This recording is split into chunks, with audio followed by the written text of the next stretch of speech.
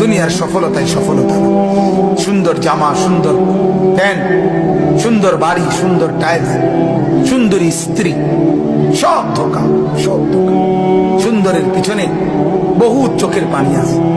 হাজার হাজার লাখ লাখ ফ্যামিলি সুন্দরী বউ, সবাই জানে সুন্দরী বউ নিয়া সে মনো বড় খুশি আছে না। ওই স্বামী রাতের বেলা ডুকরে ডুকরে কাঁদে কাঁদে।